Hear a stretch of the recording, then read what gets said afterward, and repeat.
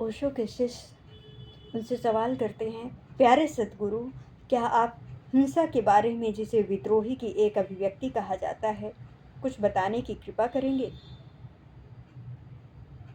और ओशो उसका जवाब देते हैं, उत्तर देते हैं, हिंसा कभी भी विद्रोही की आत्मा का कोई हिस्सा नहीं हो सकती।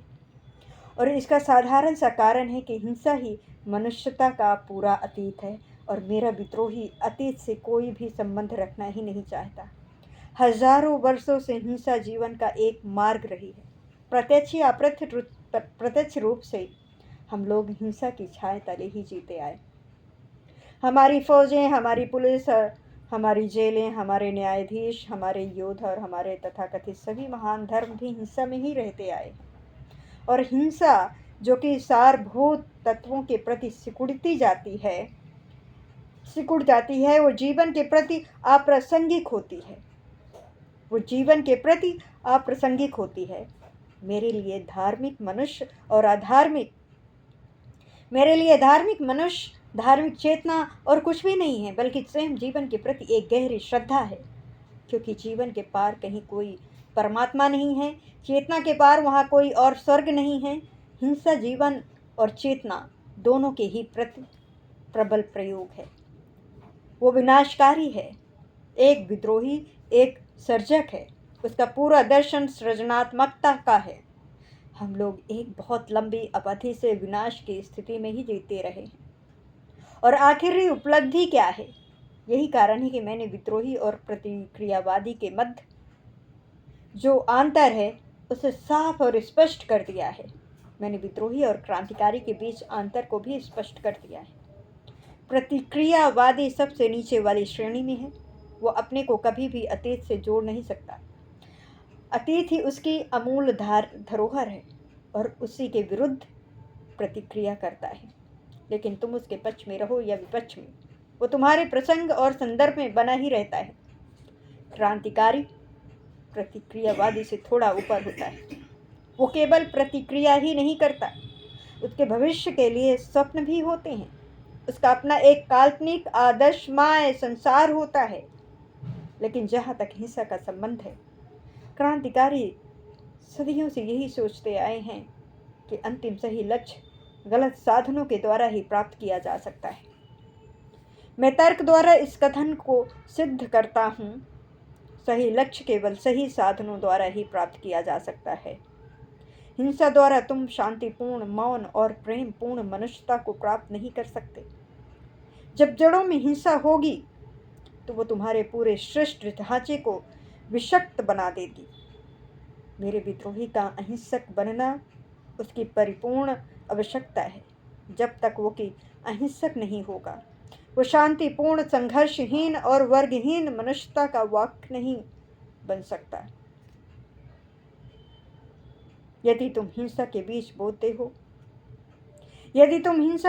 बोते हो तो तुम ये अपेक्षा और आशा नहीं कर सकते हो कि जो फूल खिलेंगे वे हिंसा से प्रभावित नहीं होंगे। वे फूल उन्हीं बीजों से उत्पन्न होंगे जो तुमने बोए थे। इसलिए प्रत्येक हिंसक क्रांति ने दूसरे हिंसक समाज और दूसरी हिंसक सभ्यता को उत्पन्न किया है। ये एक कुरूपता ही है कि हमें अभी भी फौजों की जरूरत है। हमें अभी भी अपूर्णिक हथियारों की जरूरत है। ये देखना गर्मपूर्ण नहीं है कि हमें अभी भी पुलिस, कोर्ट, कचहरी और जेल की आवश्यकता है। एक बेहतर मनुष्यता और कहीं अधिक चेतना मनुष्य को तो इन सभी व्यर्थताओं से छुटकारा मिलना चाहिए, क्योंकि यही चारों ओर से हमारे पूरे अस्तित्व को घेरे हुए हमें प्रदूषित कर रही हैं। ये अहिंसक विद्रोह आधे अधूरे हृदय से नहीं हो सकता। मेरा विद्रोही कभी चुनाव नहीं कर सकता। वो कुछ चीज़ें अतीत से और कुछ चीज़ें इधर उधर से नहीं चुन सकता। उसे संपूर्ण अतीत से पूरी तरह इनकार करना होगा। केवल तभी हम मनुष्यता के लिए बर्बरता और जीवन तथा अस्तित्व के लिए जड़ों में गहरे जो हिंसा, कठोरता और असमानता दबा हुआ है, उससे छुटकारा पा सकते हैं। मेरा दृष्टिकोण ही जीवन के प्रति गहरी श्रद्धा का है। मेरा विद्रोही स्वयं मर जाने के लिए तैयार होगा, लेकिन वो किसी दूसरे की हत्या नहीं करेगा। मनुष्य का यही गौरव और गरिमा है कि वो किसी कारण के लिए अपने प्राण दे दे। किसी को मारना ये तो पश्चाताप होगा, भले ही लक्ष्य कितना ही महान क्यों ना हो। उसे मार करके तुमने उसे पूरी तरह नष्ट कर दिया। यदि व्यावहारिक रूप से देखो तो विद्रोही पूरे विश्व के विरुद्ध व्यक्तिगत रूप से अकेला खड़ा है। यदि वो हिंसक होने का चुनाव करता है तो वो कुचल दिया जाएगा। उसके दुश्मन, उसके अतीत, इन सभी के हाथों में हिंसक शक्तियां हैं। विद्रोही को प्रेम विश्वास करना ही होगा। विद्रोही को प्रेम में विश्वास करना ही होगा। उसे ध्यान पूर्ण में विश्वास करना ही होता है। उसे अपनी अनैतिकता के प्रति सजग होना ही होता है, भले ही उसके शरीर को क्रॉस पर चढ़ाया जाए। वो प्रभावित बना रहता है। यहाँ मैं किसी राजनीतिक विद्रोही के बारे में नहीं बता रहा हूँ। मैं प्रत्येक व्यक्ति के अंदर होने वाले प्रत्येक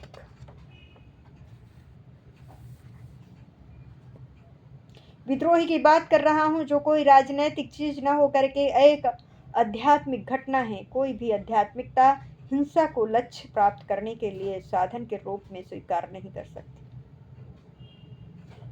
जहां तक मेरे विद्रोह या विद्रोही का संबंध है, उसके लिए हिंसा की बात सोचने का भी प्रश्न ही नहीं उठता। वो कुछ भी नष्ट नहीं कर सकता। हम लोगों ने बहुत कुछ पहले ही नष्ट कर दिया है। वो किसी की हत्या नहीं कर सकता। हम लोगों ने बहुत खून खराबा कर लिया है। यही समय है जब जीवन के पूरे मूर्खतापूर्वक तरीकों पर विराम लगा दिया जाए। हम लोगों को इस अंधेरे से प्रकाश की ओर आना ही होगा, भले ही इसकी कीमत तुम्हें जीवन दे करके चुकानी पड़े। फिर भी ये पूरी तरह शुभ होगा, क्योंकि मेरा विद्रोही आधारभूत रूप से एक ध्यानी होगा। मैं बिना ध्यान के किसी विद्रोही की कल्पना भी नहीं कर सकता। यही तो सारभूत अनुभव है। और एक बार तुमने समझ लिया तुम शाश्वत हो, फिर मरने की फिक्र कौन करता है। यदि लाखों ध्यानी पुराने और सड़े हुए अतीत और उनकी बदबू के सामने अपने सीने खोल करके खड़े हो जाएं, तभी वहां कोई संभावना हो सकती है। संभावता तभी उन लोगों के हृदय भी बदले जो अपने हाथों में विध्वंसात्मक और विनाश हथियार लिए खड़े हैं। जो विनाशक हथियार लिए खड़े हैं, एक बड़े पैमाने पर विद्रोही करने का कभी प्रयास किया ही नहीं गया। लाखों और करोड़ों व्यक्तियों के प्रयासों के साथ जो कि ध्यान कर रहे हैं और जो मौन और शांति से प्रेम करते हैं, जो सभी तरह के भेदभाव समाप्त कर रहे हैं, जिनसे हिंसा का जन्म होता है, हम एक अंतराल और स्थान निर्मित करते हुए हिंसा की उस निरंतरता को तोड़ रहे हैं जो इस पृथ्वी ग्रह को, मनुष्यता और जीवन को बचा सकते हैं। जो मनुष्य और जीवन को बचा सकते हैं। प्यारे सतगुरु, दूसरे ही दिन आप बता रहे थे कि मन हमारा सबसे बड़ा दुश्मन है, और आपने ये भी कहा था कि मन ही सभी दुखों का सृजन करने वाला है। क्या मन प्रसन्नता भी उत्पन्न कर सकता है? ओशो कहते हैं, मन केवल दुख और पीड़ाएं ही उत्पन्न कर सकता है। प्रसन्नता उत्पन्न करना उसकी क्षमता के बाहर है। मन स्वयं ऊपर नहीं उठ सकता। ये इतना ही मूर्खतापूर्ण होगा जैसे तुम स्वयं जूतों के फीतों को खींचते हुए अपने को ऊपर उठा रहे हो। मन का ढांचा न तो तुमने बनाया है और न ये अस्तित्व के द्वारा बनाया गया है। तुम तो एक कोरा चेक लेकर के आते हो। जो कुछ उस चेक पर लिखा हो जाता है वो सब कुछ दूसरों के द्वारा ही। वे तुम्हें प्रतियोगिता सिखाते हैं। वे तुम्हें घृणा, अपराध बोध तथा भयभीत रहना सिखाते हैं। वे दुखों, वेदनाओं और व्यग्रता के लिए पूरी पृष्ठभूमि तैयार करते हैं। तुम्हें दूसरों के द्वारा लिखे गए पार जाना है। तुम्हें दूसरों के द्वारा लिखे गए के पार जाना है। तुम्हारा मन और कुछ नहीं, बल्कि जिस समाज में तुम उत्पन्न हुए उसका एक बाई प्रोडक्ट हो। उसका एक बाई प्रोडक्ट हो, अर्थात समाज बना कुछ और रहा था, और अकस्मात उसके ही साथ तुम अकस्मात उत्पन्न हो गए। ये तुम नहीं बोलते, ये समाज ही तुम्हारे द्वारा बोलता है। तुम तो मन के पीछे छिपे हुए हो। जब तक तुम अपने पीछे से प्रश्न न करो, जब तक तुम अपने पीछे से प्रवेश न करो, मन के पार न जाओ, तुम ये जान ही नहीं पाओगे कि क्या होता है प्रसन्नता और आनंद। आनंदित होना तुम्हारा स्वभाव है, लेकिन मन तुम्हें अपने स्वभाव के अनुसार जीने की अनुमति नहीं देता। मन प्रत्येक कदम पर हस्तक्षेप करेगा। आज जिस स्थिति में तुम्हारा मन है, इस बात की कोई संभावना नहीं है कि वो आनंद का सृजक बन सके। लेकिन नया मनुष्य पर्याप्त साहसी होगा, जो अपने बच्चों को उनकी अपनी परिपूर्ण स्वतंत्रता में छोड़ देगा, उनकी सहायता करेगा, जिससे वे स्वयं के होकर के रहें और जो कुछ भी चाहते हैं उसे खोज सके। उन्हें प्रश्न तो देना, लेकिन उत्तर नहीं। उनमें लक्ष्य तक पहुंचने की प्यास तो उत्पन्न करना, लेकिन कभी भी लक्ष्य मत देना। तभी भविष्य में इस बात की संभावना होगी कि मन तुम्हारे अपने पार जाने में अवरोध खड़े नहीं करे। वो आनंद तब भी सृजित नहीं कर सकता, लेकिन वो तुम्हें बिना किसी बाधा के अपने पार गतिशील होने के लिए अनुमति दे सकता है। अधिक से अधिक वो तुम्हारे लिए इतना ही कर सकता है। मन एक तरह की विक्षिप्तता है, क्योंकि वो कई तरह के प्रभाव साथ लिए चल रहा है, जो संघर्ष में उलझे हुए परस्पर विरोधी हैं। उसके पास तुम्हारी माता और तुम्हारे पिता के भी प्रभाव और निशान हैं, जो एक दूसरे से निरंतरता संघर्ष करते रहे हैं, और दोनों ने ही विरासत में तुम्हें अपने अपने मन ही दिए हैं। उसमें पड़ोसियों और स्कूल, कॉलेज तथा विश्वविद्यालय के शिक्षकों और प्रोफेसरों द्वारा दिए गए प्रभाव हैं। उसमें असंबंधित, असंगत और अनियमित विचारों की एक भीड़ है। उनकी कोई अंगिक इकाई नहीं है। ये बहुत बड़ा चमत्कार ही है कि तुम उन सभी को एक साथ रखते हुए भी किस तरह काम चला रहे हो। ये बहुत बड़ी बात होती है। यदि परमात्मा ने तुम्हारी खोपड़ी में एक छोटी सी खिड़की बना दी होती, जिससे कोई भी उसमें झांक करके ये देख सकता अंदर क्या कुछ चल रहा है, और तब तुम्हें पता चलता कि यहाँ हर व्यक्ति पागल है। लोग अपने पागलपन को कस करके थामे हुए हैं। कभी कभी जब वो बहुत अधिक बढ़ जाता है, तो वे उस पर से अपना नियंत्रण खो देते हैं। मनोवैज्ञानिकों के अनुसार पागल और समान व्यक्ति गुणात्मक रूप से बहुत भिन्न नहीं है। अंतर केवल डिग्री का। समान व्यक्ति समान रूप से पागल है और असमान व्यक्ति असमान रूप से पागल है। पागल दोनों ही है। एक व्यक्ति अभी अभी भी पागलपन को नियंत्रित रखे हुए है, लेकिन प्रत्येक पागलपन की सीमा रेखा पर खड़ा है। किसी भी क्षण एक भी कदम आगे उठा तो समझो तुमने पागल खाने में ही कदम रख दिया। पैड़ी ध्वजारोहण के खंभे पर चढ़ करके खींचते चिल्लाते हुए गंदी गालियां बकने लगा। शीघ्र ही सिपाहियों ने आकर के उस पर शांति भंग करने का चार्ज लगाते हुए उसे गिरफ्तार कर लिया। उसे परीक्षण के लिए मानसिक चिकित्सालय ले जाया गया। डॉक्टर ने उससे पूछा, अपने आचरण के संबंध में आप क्या स्पष्टीकरण देना चाहेंगे? पैडी ने उत्तर दिया, डॉक्टर, ये कुछ इस तरह है कि मैं कभी कभार ऐसा पागलपन न करूं तो मैं सचमुच ही पागल हो जाऊंगा। केवल अपना निरीक्षण करो। कभी कभार तुम भी कुछ न कुछ पागलपन की बात करते जरूर हो, शायद सभी के बीच खुलेआम न करते हो, केवल अपने बाथरूम में ही करते हो, अन्यथा तुम भी पागल ही हो जाओ। जब कभी थोड़ा सा निकास यह रेचन तुम्हारी सहायता करता है, और हम लोगों ने समाज द्वारा स्वीकृत रेचन के तरीके निकाल रखे हैं। क्या कभी तुमने फुटपाथ मैच को देखते हुए लोगों को देखा है? वो भले ही वास्तविक मैच न देख करके उसे केवल टेलीविजन पर ही देख रहे हो, तुम देख सकते हो वे कितने पागल हो जाते हैं।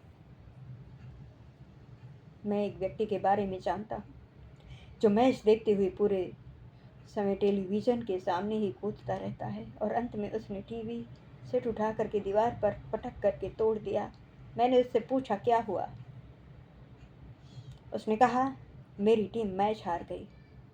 मैंने पूछा पर टीवी सेट क्यों तोड़ दिया? उसने कहा मुझे कुछ न कुछ तो करना ही था। प्रत्येक व्यक्ति यदि स्वयं अपना निरीक्षण करे तो पाएगा कि वो पागल होने से बचने के लिए कुछ न कुछ पागलपन जरूर कर रहा है। तुम उसे कभी भी पकड़ सकते हो। एक बार कैलिफोर्निया विश्वविद्यालय ने एक वर्ष तक फुटबॉल और बॉक्सिंग के मैचों के परिणामों का अध्ययन किया कि लोगों के मस्तिष्क पर उनका क्या प्रभाव पड़ता है। 14% अपराध बढ़ जाते हैं, अधिक कत्ल, अधिक चोरियां और अधिक बलात्कार होने लगते हैं, और प्रत्येक देश में सभी तरह के अपराध बढ़ना शुरू हो जाते हैं। और इस 14% अपराधों का बढ़ना मैच समाप्त होने के लगभग एक सप्ताह बाद तक रहता है। लोगों के मनों पर मैच का परिणाम आखिर करता क्या है? और क्या तुम सोच सकते हो कि ये समाज पागल है जो बॉक्सिंग मैच आयोजित करता है जहां दो व्यक्ति लगभग एक दूसरे के प्रति लगभग बर्बरता से एक दूसरे की नाक पर घूंसों से प्रहार करते हैं, खून बहने लगता है, हजारों लोग बड़े ध्यान से अपनी सांस रोकते हुए ऐसे देखते रहते हैं मानो कोई बहुत अधिक महान घटना घट रही हो। वे पागलों की तरह चीखते हैं और आपस में ही एक दूसरे से लड़ना शुरू कर देते हैं। यदि कोई व्यक्ति तुम्हारे प्रिय खिलाड़ी के विरुद्ध चीख रहा है तो तुरंत दर्शकों के बीच लड़ाई शुरू हो जाती है। आखिर हम ऐसे क्रूर खेलों को खेलते ही क्यों? हम जानते हैं कि प्रत्येक व्यक्ति रोमन लोगों की निंदा करता है जो अपराधी मनुष्यों को भूखे शेरों के सामने फेंक दिया करते थे, और हजारों सब अभिजीत वर्ग के रोमन इसे देखा करते थे। ये रोम ही था जहाँ सबसे पहले बड़े बड़े स्टेडियम बनाए गए। इन स्टेडियम को बनाने का कारण ही मात्र इतना था जिससे वहाँ बैठ कर के लोग गरीब अपराधियों का भूखे शेरों द्वारा चीरना पाड़ना खाना देख सकें। क्या किसी भी तरह से ऐसे व्यक्तियों को सभ्य और सुसंस्कृत कहा जा सकता है? क्या इसके पीछे कोई मनोवैज्ञानिक पृष्ठभूमि है? क्या वे लोग किसी ऐसी चीज का आनंद ले रहे हैं जो किसी भी मनुष्य के लिए शोभनीय है? क्या वे लोग शेरों के साथ अपना तदत्व नहीं जोड़ रहे हैं जो एक अच्छा नाश्ता पा करके आनंदित हो रहे हैं? और रोमन सभ्यता उस समय अपने शिखर पर थी, यहाँ तक कि सम्राट, सम्राज्ञी, राजकुमार और पूरा राज परिवार उन्हें देखने आया करता था।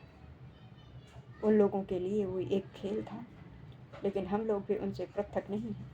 स्पेन में लोग सड़कों की लड़ाई का आनंद लेते हैं।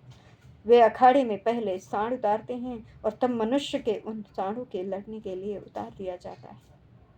इनमें से अधिकांतर जानवर या तो सांड मर जाते हैं अथवा बुरी तरह चोटिल हो जाते हैं, और हजारों लोग आखिर वहां क्या देखने जाते हैं अपना सारा काम छोड़ करके।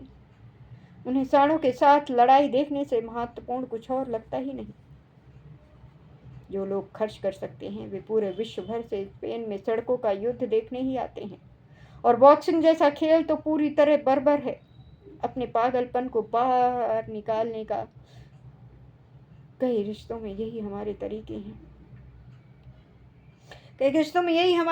हैं जिससे कि पागलपन उस बिंदु पर आकर के इकट्ठा ना हो जाए जहाँ जा कर के हम अपना नियंत्रण खो बैठें, जहाँ वो मालिक बन जाए और हम उसके नियंत्रण में आ जाएं। यही पागलपन बन जाता है। केवल फ़र्क इतना है डिग्री का। सदियों से यही पाया गया कि केवल ध्यानी लोग ही पागल नहीं होते, क्योंकि ध्यानी जानते हैं कि मन के पार कैसे जाया जाए। वे जानते हैं कि कैसे पागलपन के पार जाया जा सकता है। वे सभी तरह की इन पागल चीज़ों को अपने पास इकट्ठा नहीं करते। इसके विपरीत वे निरंतर अपने मन से कूड़ा करकट बाहर फेंकते हुए उसे साफ करते रहते हैं, जो उन्होंने स्वाभाविक रूप से जीवन भर इकट्ठा किया है। तुम प्रतिदिन अपना घर साफ करते हो, लेकिन तुम अपने मन को प्रतिदिन साफ करने के लिए सोचते तक नहीं। ठीक जैसे तुम्हारे घर में धूल इकट्ठी हो जाती है, जो तब तक खतरनाक नहीं है जब तक कि वो रेडी एक्टिव ना हो जाए, जो मनुष्य द्वारा ही निर्मित किया गया एक खतरा है, वैसे ही तुम्हारा मन भी कई तरह का कबाड़ इकट्ठा कर लेता है और तुम उसका ढेर बनाए चले जाते हो। एक दिन ऐसा आता है जब अचानक वो ढेर तुमसे भी अधिक बड़ा और शक्तिशाली होकर के तुम्हें आदेश देने लगता है। तुम्हें उसकी बात सुननी ही होती है, अन्यथा वो तुम्हें चैन से सोने नहीं देता, बैठने नहीं देता। मन प्रसन्नता और आनंद को उत्पन्न नहीं कर सकता। अधिक से अधिक वो केवल यही पार से आनंद उतारने का मध्य या मार्ग बन सकता है, जिसके द्वारा वो आनंद शरीर के प्रत्येक कोश में पहुंच जाए। न्यूयॉर्क शहर के व्यस्त ट्रैफिक में एक टैक्सी ड्राइवर मनोचिकित्सक डॉक्टर केंडल की कार के पीछे अपनी टैक्सी तेजी से चला रहा था। डॉक्टर केंडल अपनी कार से नीचे कूद पड़े और टैक्सी ड्राइवर की ओर अपनी कलाई हिलाते हुए चिल्ला करके बोले, अबे मूर्ख, तू ये क्यों नहीं देख पाता कि तू किस ओर कहाँ नर्क में जा रहा है। तभी अचानक उन्हें अपने सम्मानित धंधे की याद आई। वो बहुत कोमलता से टैक्सी ड्राइवर से बोले, मुझे इसी बात को दूसरे ढंग से कहने दो। आखिर तुम अपनी माँ से घृणा क्यों करते हो? वो एक मनोवैज्ञानिक चिकित्सक है और मनोवैज्ञानिक चिकित्सक के मन में ये विचार भले पहले से अधिक जमा रहता है कि तुम अपने माता पिता और पिता से घृणा करते हो। कोई भी चीज़ गलत हो जाए तो पहली बात यही कही जाती है, तुम क्यों अपनी माँ से घृणा करते हो। इसलिए वो अपनी व्यापारिक संस्कृति और शिक्षित भाषा को बोल रहा है, लेकिन वो उसे उस क्षण भूल गया था जब वो कार से कूद करके नीचे आकर के चिल्ला उठा था, अबे मूर्ख, तू क्यों नहीं देख पाता कि तू कहाँ नर्क में जा रहा है। यही वक्तव्य प्रामाणिक था। दूसरा वक्तव्य मूर्खतापूर्ण, भले ही वो व्यापारिक हो,